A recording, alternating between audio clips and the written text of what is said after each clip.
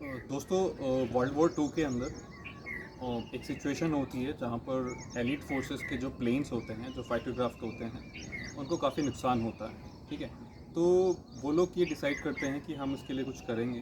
तब वो लोग जाते हैं अपने इंजीनियर्स के पास और उन्हें बताते हैं कि हमें काफ़ी नुकसान हो रहा है, एनिमी जो है हमारे प्लेन्स को काफ़ी डिस्ट्रॉय कर रहा है और उनके प्लेन्स को कम नुकसान हो रहा है। तो दोस्तों, इंजीनियर्स के माइंड में ये आता है कि हम क्यों ना प्लेन को आर्मर करें, है ना, क्यों ना उसे मजबूत बनाएं। जो आर्मर है वो बट पूरे प्लेन पे नहीं लगा सकते हो क्योंकि पॉसिबल नहीं है, तो सिर्फ वहीं पे लगाएंगे जहाँ पे ज़्यादा नुकसान होता है। तो दोस्तों, वो डेटा निकालते हैं और वो देखते हैं कि कहाँ कहाँ पर प्लेन में ज़्यादा नुकसान हुआ और वहाँ पे उसको वो उसको लगाते हैं आर्मर को। ठीक है। उनके माइंड में आता है कि वहाँ उसको लगाएंगे। तो जब वो देखते हैं कि कहाँ ज़्यादा नुकसान हुआ है, तो उनको जैसे कि विंग्स, प्लेन के टेल्स और ये दो तीन जगह पे उन्हें मिलते हैं कि जहाँ पे ज़्यादा बुलेट्स लगी हैं, जहाँ जहाँ पर ज़्यादा नुकसान हुआ है। ठीक है। तो उनके माइंड में आता है कि वहीं पे वो लगाएंगे। ठीक है। बट वहीं पर दोस्तों क्या होता है कि एक स्टैटिस्टिशियन की एंट्री होती है जिसका नाम होता है अब्राहम वॉल्ट। ठीक है। अब्राहम वॉल्ट दोस्तों ये बोलता है कि आप जो सोच रहे हो वो थिंकिंग आपकी गलत है। ठीक है। उसके पीछे का रीज़न ये है कि आप ये तो देख रहे हो कि जहाँ यहाँ पे ज़्यादा बुलेट्स लगी हैं। ठीक है। बट आप ये नहीं देख रहे हो कि जो प्लेन सरवाइव ही नहीं करे, वो तो आए ही नहीं, तो शायद बुलेट कहीं ऐसी जगह लगी होगी जहाँ पे ज़्यादा नुकसान हुआ हो। तो दोस्तों, ज़्यादा प्लेन का नुकसान जो हुआ है वो शायद इंजन पे लगा होगा, क्योंकि इंजन वाले प्लेन्स का डेटा हमारे पास है ही नहीं। ठीक है। हमारे पास तो ये प्लेन आ गए, यहाँ नुकसान हुआ है, लेकिन उतना नहीं हुआ है। इतना होता तो शायद वो प्लेन आते ही नहीं, तो हमें उसका भी डेटा देखना चाहिए। ठीक है।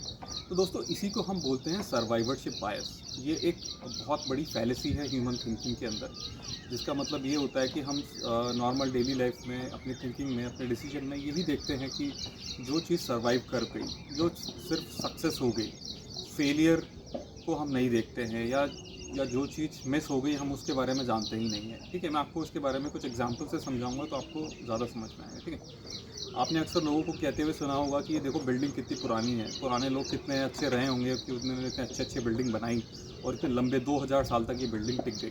तो दोस्तों, ये भी एक सर्वाइवरशिप बायस है। क्यों? क्योंकि दोस्तों, एक बिल्डिंग अगर 2000 साल तक टिक गई तो इसका मतलब ये नहीं है कि सारी बिल्डिंग ही 2000 साल तक टिक गई। तो हम ये नहीं बोल सकते हैं कि वो एक उसका पैरामीटर है कि सारी बिल्डिंग ही उतनी अच्छी हैं। शायद आज की भी कुछ बिल्डिंग ऐसी हैं जो 2000 साल तक आगे टिक जाएं। तो हम सिर्फ एक चीज़ के पीछे ये नहीं बोल सकते हैं कि सभी चीज़ वैसे ही हैं। सर्वाइवरशिप बायस के अंदर क्या होता है कि हमें ये देखना पड़ता है कि कितनी चीज़ फेल हुई है, उसका क्या रेशियो है कंपैरिजन टू जो चीज़ सक्सेसफुल हुई है।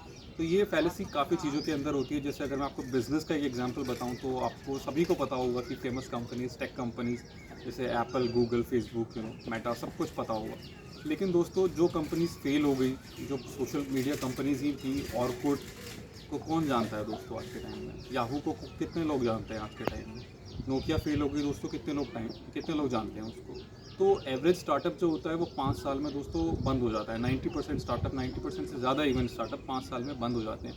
बट हमें सिर्फ वही ध्यान होता है, यूट्यूब, गूगल, जो चीज़ चल पड़े, टेस्ला, और सिर्फ चली ही नहीं, बहुत सुपर सक्सेसफुल हो गई। बट दोस्तों, इस चीज़ के अंदर एक बहुत बड़ा एरर ये है कि वो एक जनरल डेटा हमें नहीं देता है, एक नॉर्मल डेटा नहीं देता है कि जो मैक्सिमम लोगों के साथ चीज़ें हो रही हैं। मैं आपको और भी एग्जांपल से समझाता हूँ। काफ़ी बार आपने लोगों को देखा होगा कि वो बोलते हैं कि वो लोग बहुत दारू पीते हैं और बट बहुत लंबा जीते हैं। ठीक है। इवन एक स्टडी भी करी गई और वहाँ पे देखा गया कि जो लोग ज़्यादा दारू पीते हैं वो ज़्यादा हेल्दी रहे और ज़्यादा लंबे टाइम तक जिए। बट वहाँ पर भी देखो एक दोस्तों सर्वाइवरशिप बायस होगा, क्योंकि हम लोगों के पास वो डेटा आया ही नहीं जो लोग बीच में ही मर गए। आप समझ रहे हो?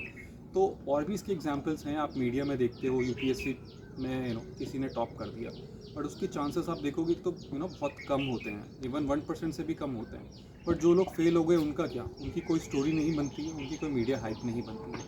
इसके पीछे का दोस्तों रीज़न क्या होता है, मैं अभी आपको इसके बारे में समझते हैं। इसके पीछे का रीज़न दोस्तों ये है कि एक कोट से आपको समझाता हूँ। नसीम निकोलस तलेब ने एक बात कही है कि we favoured the known narrative, we discard the abstract. इसका मतलब दोस्तों ये है कि जो हमें पता है, जो हम जानते हैं, या जो हमें कंफर्म करता है, हम उसी चीज़ के पीछे भागते हैं। जो चीज़ एब्स्ट्रैक्ट होती है या जो चीज़ हमें इनविजिबल होती है, हम उस चीज़ के बारे में ध्यान देना नहीं चाहते, क्योंकि क्यों हम इतना दिमाग लगाएं। इसीलिए ह्यूमन ब्रेन दोस्तों ये एनर्जी कंजर्व करता है इस चक्कर में, और डिसीजन ऐसे ही बनाते हैं। आप कभी नहीं देखेंगे कि कोई न्यूज़ बनेगी कि ये स्टूडेंट पहले से ही बहुत अच्छा था और ये टॉप कर गया। तो दोस्तों ये कोई न्यूज़ में नहीं आता। आप ये सुनेंगे कि रिक्शा वाले के लड़के ने टॉप कर दिया, वो न्यूज़ ज़्यादा बड़ी बनती है। बट ऐसे केसेस कितने हैं, आप ये सोचिए ना। ये केसेस बहुत कम होते हैं दोस्तों, 1% से भी कम हैं ये केसेस। तो ये मैक्सिमम मेजॉरिटी को शो नहीं करता है। इसी चक्कर का फ़ायदा उठा के काफ़ी लोग आपके साथ ऐसी भी चीज़ें करते हैं, जैसे कि सट्टेबाजी या ड्रीम 11 टाइप के। आप देखोगे कि आप 1 करोड़ रुपए जीत सकते हो या आप 3 करोड़ रुपए जीत सकते हो। बट दोस्तों उनका डेटा क्या है कि जो लोग जीत रहे हैं 0.0001%। इससे ज़्यादा डेटा तो दोस्तों आपके प्राइम मिनिस्टर बनने का। तो आप समझ रहे हो दोस्तों कि कितनी बड़ी फैलेसी है। ये फैलेसी दोस्तों और भी जगह होती है, रेस्टोरेंट बिजनेस में ये होती है ना। और भी काफ़ी जगह ये फैलेसी होती है, जहाँ पे हम सिर्फ सक्सेसफुल लोगों को ही देखते हैं कि जो सर्वाइव कर पाए, और जो फेल हो गए उनके बारे में हमारे पास कोई आइडिया नहीं है कि वो क्या हुआ। और इसका ये मतलब नहीं है कि दोस्तों जो फेल हो गए उन्होंने, उनके पास स्किल की कमी थी या टैलेंट की कमी था या कुछ था। हो सकता है उनके पास सब कुछ चीज़ें होने के बाद भी वो फेल हो सकते हैं। अगर काफ़ी दोस्तों एक डेटा ये भी होता है कि जैसे कि स्टार्टअप में काफ़ी लोग सोचते हैं कि आप ड्रॉप आउट कर लो तो आप सक्सेसफुल बन जाओगे। स्टीव जॉब्स ने कॉलेज से ड्रॉप आउट कर लिया, बिल गेट्स कॉलेज में बीच में ही ड्रॉप आउट कर लिया। ऐसे बहुत सारे लोग हैं जो सुपर सक्सेसफुल बन चुके हैं।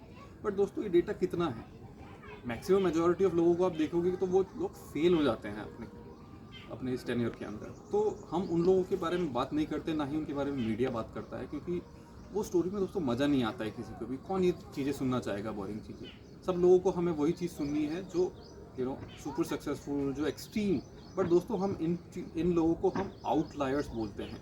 ये लीग से आगे निकल जाते हैं, बट ये मेजॉरिटी ऑफ पीपल का डेटा कंसर्न नहीं करते। इवन एक बिजनेस वर्ल्ड में कोटेशन भी दी जाती है कि उस बिज़नेस को हमेशा अवॉइड करिए जहाँ पे लोग सुपर सक्सेसफुल हो रहे हैं। इसका ये मतलब है कि वो एक बहुत स्मॉलर नीश है, और शायद कुछ अलग रीजंस रहे होंगे जिसकी वजह से वो चीज़ें हो गई।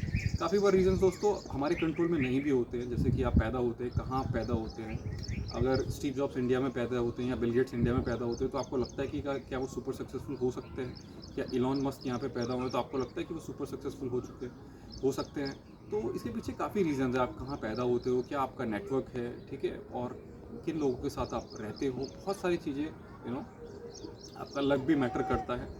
But again in the and मेरा कहने का सेंस ये भी नहीं है कि आप चीज़ों को छोड़ दीजिए। मैं ये नहीं कहना चाह रहा हूँ कि आपको एग्ज़ाम की प्रिपरेशन कर रहे हैं तो आप उसको बीच में ही छोड़ दीजिए।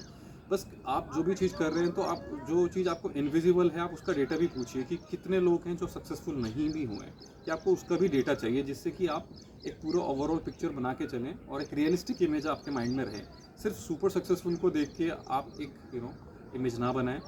काफ़ी बार बॉलीवुड का एक एग्जांपल आता है, जैसे काफ़ी आउटलायर्स हैं, जैसे नवाजुद्दीन सिद्दीकी का एक बहुत बड़ा एग्जांपल है, जहाँ पे उन्होंने बहुत स्ट्रगल करा। 12-14 साल उन्होंने बिल्कुल गरीबी की तरह प्लेटफॉर्म पे सोना, कुछ नहीं खाना, एक टाइम खाना, ये सब चीज़ें देखो आपने नॉर्मली सुनी होंगी।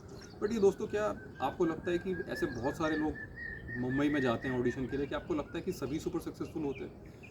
नवाजुद्दीन सिद्दीकी ने ही अपने कहीं एक पॉडकास्ट में अपने फ्रेंड का जिक्र करा था और उन्होंने बताया था कि वो कैसे पागल हो गया, और जो उन्हीं की लीग में था, टैलेंटेड, स्किल्ड, बट देखो दोस्तों वो मेंटली कहाँ है। बट उसके बारे में किसी को कोई नहीं जानता, ना किसी को कोई इंटरेस्ट है, क्योंकि वो सुपर सक्सेसफुल नहीं हो।